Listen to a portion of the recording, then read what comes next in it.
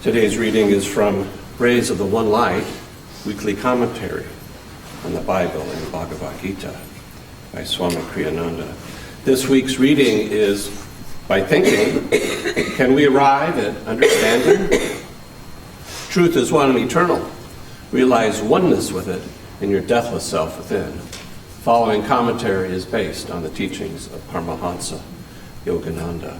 There are many places in the Gospels where we see Jesus in open conflict with the Pharisees. That is to say, with man-made as opposed to true mystical tradition. In the Gospel of St. Matthew, chapter 15, we see a good example of how they and he locked horns. Then some of the scribes and Pharisees from Jerusalem came and asked Jesus, "Why do your disciples break our ancient tradition and eat their food without washing their hands properly first?" Jesus, after scolding them for their hypocrisy and observing lesser rules so carefully, while ignoring the much more important ones, said, "Listen and understand this thoroughly. It is not what goes into a man's mouth that makes him common and unclean. It is what comes out of a man's mouth that makes him unclean." It wasn't that Jesus counseled against such wholesome practices as washing one's hands before eating. In an age, however, where lesser rules were given too much importance relative to the truly important observances, cleansing the heart of impure desires, for example, he emphasized the supreme importance of loving God and of communing with him. The Pharisees, the orthodox religionists of his days, in other words, had brought true religion down to a level of intellectual hair-splitting. They mistakenly considered the way to understanding to lie through a minefield of definitions, which they tried to refine to ultimate exactitude. Jesus taught, however, that the intellect alone can never lead one to truth. Without love, indeed, there is no ultimate verity. Without fixity of purpose, born of the heart's devotion, the intellect wanders endlessly. It cannot settle for long on anything. As the Bhagavad Gita says in the 2nd chapter, the intellects of those who lack fixity of spiritual purpose are inconstant, their interest endlessly ramified. Thus, through Holy Scripture, God has spoken to mankind. Om, Om, Om.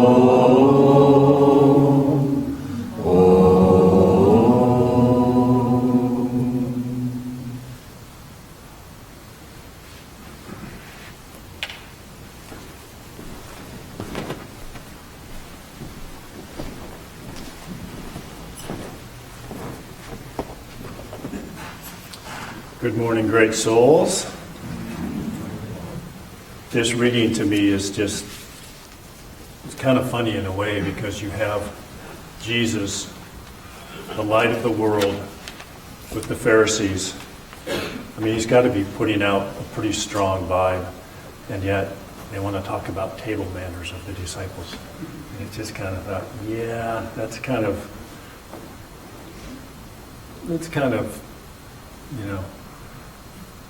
ruining the teaching pretty quickly. But it's common. It's real common. Gyandev, who is one of the teachers down at the Expanding Light at Ananda, tells a story about an Indian Swami or priest who was going to give a talk at a temple. This was hundreds of years ago. And he owned a dog. And the person who was going to take care of the dog couldn't take care of it. So he brought the dog with him, tied him up outside on the porch, and then went in and gave this talk about this. It was a birthday of some great saint. So he died later on. And so every year afterwards, to celebrate on the day of this saint, they would tie a dog up out on the porch of the church. And it went on apparently for hundreds of years. But the only reason is because this priest couldn't find somebody to take care of his dog. I mean, it happens. It's just we get, I'm all for thinking, and it's a really good thing if it's guided super consciously, if it's guided by your intuition. But if it's guided by your ego, you're going to run into an awful lot of problems. Another simple one is, you see the pictures on our altar, how they go up in the middle? Well, there are many, many people at Ananda and devotees of Yogananda who insist that Yogananda made his pictures this way on the altar and that we should follow him. When in truth, Yogananda used to run them straight across. And the reason that they started doing it this way is because people put flowers in the middle. And if you put flowers in the middle, the pictures are blocked. So now they go up. But there are a lot of people who just absolutely insist that the law, Yogananda said, they go up. Whatever, It's a simple thing for us to do. We're born into this life as expressions of God. Existence, consciousness, and bliss. We are consciousness. We bring it with us when we come into this world. We bring it all with us. We don't realize it because we're born as babies, and we have to bring that consciousness through the consciousness of a small child, and then we grow up, and our consciousness begins to manifest itself. I had a interesting experience, and I'm not sure how old I was. I was between 2 and 3 years old, but it really highlighted to me what we have when we're that age. I have a bunch of other brothers, and I was in my backyard of my grandparents in Eastern Washington. And like I say, I was about between 2 and 3, wasn't talking very well. And I turned around, and there was another kid there that I had never seen before. And he was cussing and swearing and just going off. And I'm kind of looking at him, and I managed to say, who are you? And he said, Pop is my grandfather. And I said, no, Pop is my grandfather. And so we had this little argument with each other, trying to figure out, who we were, And then suddenly he goes, oh, shoot. And he takes off, and about 10 seconds later, I see his dad grabbing him by the hand, swatting him on his butt, and taking him back down the street because he apparently ran away from home. But my mom, I still remember my mom opening the back door, and looking out at us and going, what the heck is going on out here? And I remember looking up at her and going, how the heck am I going to explain this to her? And I'm just kind of going, and she just smiles at me and says, okay, closes the door. Well, the interesting part of that is I met the kid was a cousin of mine, and I didn't see him again until he was like 16 years old, and it was exactly the same consciousness. I mean, it wasn't different at all. Even a lot of the cuss words were the same. But it made me realize that I was there. I was fully conscious of it, but I was trying to express through the channel of a baby, and I couldn't. I had to use what I had. That's how we do it. That's how we grow. And it's interesting to me that we have this consciousness, and we bring it with us, and through our lives, we have this incredible power to think and to grow and to become channels of light. But if we get clouded with our ego, it is so easy to go off in another direction. I'm reminded of, I read a story the other day about Scranton, and I think his name was William Scranton. It was about Abraham Lincoln. It was before he became president. He was working for some law firm, and he went into, he was told by the law firm that he was going to defend this company. So he went into court, and William Scranton was there, who also worked for the law company, and basically told Lincoln, he said, no. He says, I'm going to do it. You're going to sit down. You're going to keep your mouth shut. He basically called him a country bumpkin, told him to sit down. And so Lincoln did. He went and sat down, and he said he watched this guy during the courtroom drama or whatever, and he said he was really impressed. He said his arguments were good. They were sound. He was a brilliant man. And Lincoln said later, when he became president, he made the man Secretary of State because he was so impressed with him. And they had a deep commitment of admiration for each other. But it made me think, how different is that from today? I mean, here's a person who acts in his ego super consciously, and as opposed to today where we have, it's just, you look what's going on today and it's just, politically, it's just, I don't see God there, you know? I see egos just bam, bam, bam, bam, bam. It can't be good. I just, something's going to have to break, you know? God's going to have to, you know, he teaches us lessons. Well, we teach ourselves lessons by being really, really stupid. And, you know, if we get enough desires in front of us, you know, and if you wonder, how Lincoln's, the whole attitude of the Civil War would have changed if he just would have not accepted, you know, other people and just didn't work from his super consciousness, but worked from his desires, you know. It's an interesting, interesting thought. We're all very much tied together on this plane. We're separate, but at the same time we're the same, waves on the ocean. And our thoughts are commingled. Let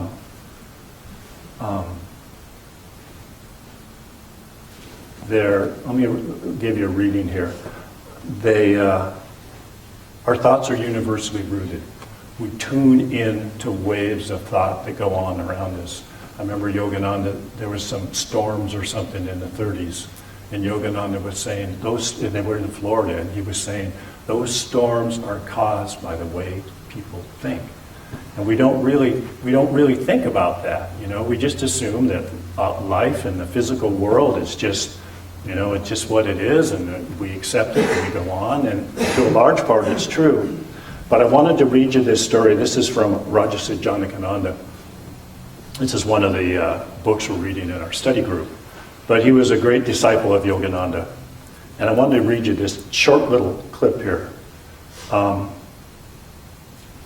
Rajasi was sitting on the ground in lotus posture. Without saying anything, Master took me by the hand and led me quietly away. When we had gone some distance, Master said, "Let us not disturb him. Rajasi is doing more good by the depth of his meditations than by all the money he has given to this work. If only you could all realize how important meditation is. In changing yourself, you have already changed thousands. Always remember Rajasi sitting here and meditating and serving me in this way."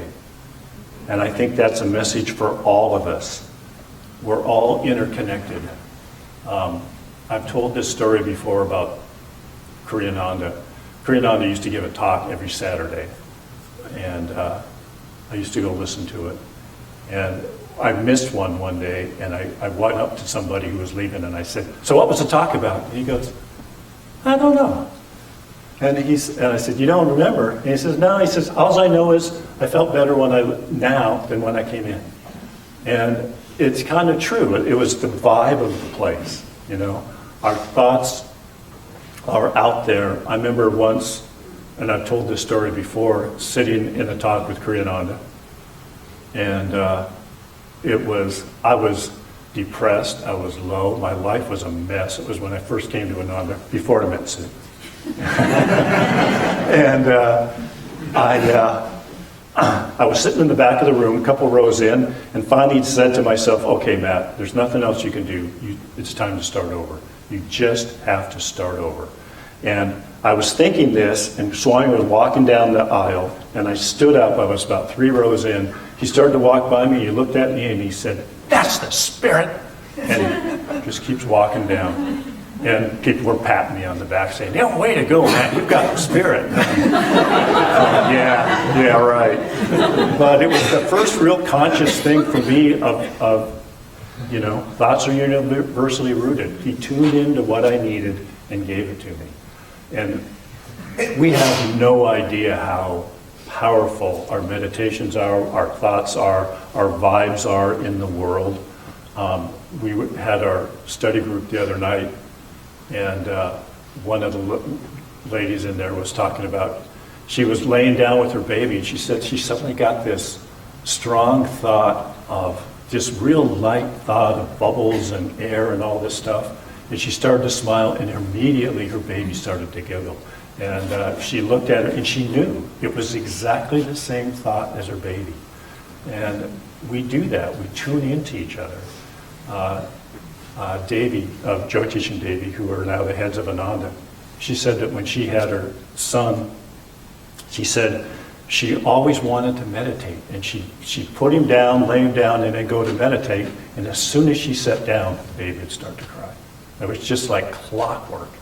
And Swami told her, he said, because he knows, he can feel you're starting to pull away from him, and he doesn't like it, So, I mean, we're all tied together. And they've done experiments with meditation where big groups of meditation, people meditate in towns, and the crime rate actually goes down. And like this reading here, you don't have any idea how powerful positive thoughts are in this world, especially today. We've got an obligation. I mean, if you can't meditate for yourself, sit down and meditate for other people. There are a lot of people at Ananda that actually do that sit down and just meditate just because it's good for the people around it. I think that's more what this talk is about than anything. Thinking in our ego, I mean, all you have to do is look around you and see the stupidity. Go on YouTube and look at the stupidity of people that do things thinking that they're out of their intellect. I have to tell you this one. I watched this 4 guys get on one of those little merry-go-rounds, little metal one. Another guy got a moped and laid it down on its side and put the back tire against the merry-go-round so it would spin around faster. And of course, they're spinning around and the guy goes flying off, And I'm looking at this thing and how stupid is it gonna be? But it's perfect example of what happens when you try to do something when you're not guided by your intuition. When you're not guided by that stillness, that window into another world. I mean, we have to think. We have to use it rationally and do good things in this world. But if it's not guided by God, if it's not guided by a meditation, you're going to run into a lot of problems, which is pretty obvious from what you see around you. So I think I'll just leave it with that. I'll give a reading here, but I think some of the best advice I have heard is from Swami Shivananda. He said, when we went to his place in Rishikesh, which we have a big group in India now who are touring around, but you go to his place, 4 words: be good, do good. Yeah, that's pretty much covers everything. That is what we need to do in this life. I'm going to read a short reading. I really enjoy this. This is one of those things where, what Whispers reading am I going to read? So I peeled through the book and opened it up, and I read this one, and I started looking around for other ones, and I said, nah, this is the best. It's called Rock Me to Sleep on the Bosom of Peace. Give the numbers. Number 197. People have asked about, well, you give good readings and Whispers, but then I can't find them in the book. So from now on, we're giving the number, and that's 197. Thou hast come into my temple at last. The doors of my senses are wide open. The bird of darkness has taken wing. I tune the heartstrings of my heart and sing a song of my ages-old love for thee. My song will be newly costumed with the fresh notes of my soul. Wavelets of my song will dance in rhythm within the heaving of the great ocean of cosmic consciousness. Growing to great billows of devotion, they will move steadily to thy shore. O lullaby of all soothing, rising, crashing waves, sing to me the song of my beloved mother, eternity. O anthem of divine love, rock me sonorously in the cradle of cosmic vibration, and bring all my restless delusions to sleep at last on the great bosom of thy peace.